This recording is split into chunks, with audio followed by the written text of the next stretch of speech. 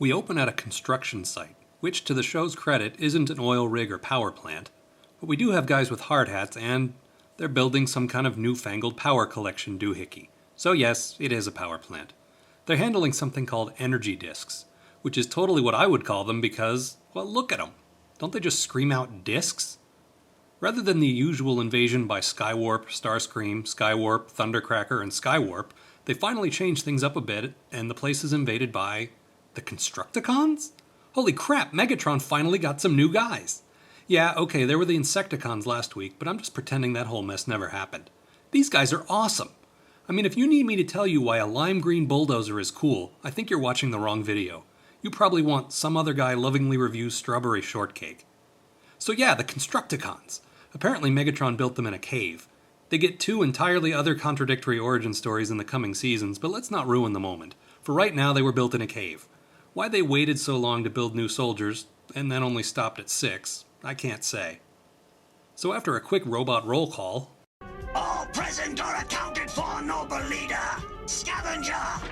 Mixmaster! Long Haul! Bone Crusher! Hook! And myself!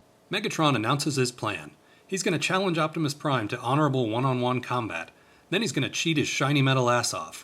See, using those so-called energy disks, the Constructicons have built a machine that will transfer all the Decepticons' special abilities into their leader, which, as I've said before, suspension of disbelief firmly intact, is not a terrible premise for an episode. And honestly, sarcasm aside for a minute, it's kinda nice to see some new guys introduced without giving them 22 minutes just to show off what they can do. But enough kind words. You should know by now, as I certainly do, that no other show can take a decent idea and utterly destroy it quite like the Transformers. Optimus and Megatron do their thing, while the Constructicons, meanwhile, tunnel under the Ark in an attempt to sabotage Teletran 1. Apparently the Autobot's computer is the only thing capable of recognizing that Megatron's been cheating, because the obvious visual clues, like him teleporting or pounding the ground like Rumble, just aren't enough for your average Autobot apparently. So after a few minutes of one of the show's signature moves, thrilling trips under the Earth, the Constructicons emerge inside Autobot HQ and get to work.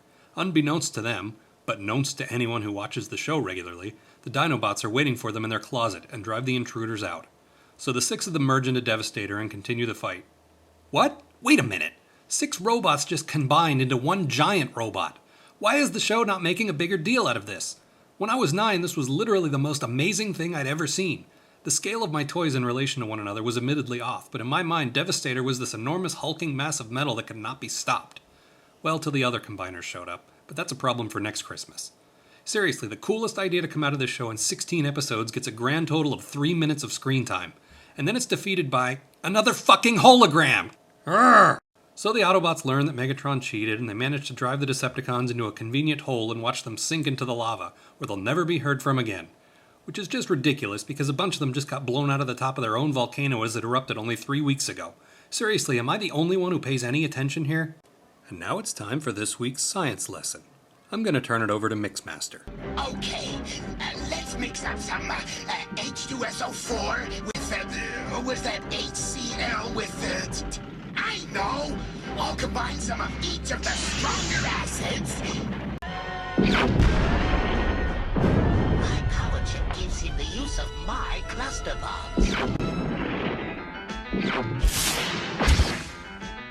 Go, Optimus! Optimus! Zap him good! And the use of my null ray, too.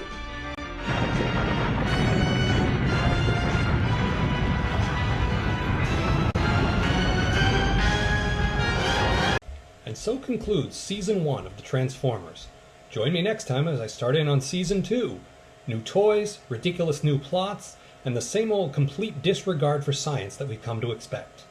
Oh, this one's for you, Scott. Good night.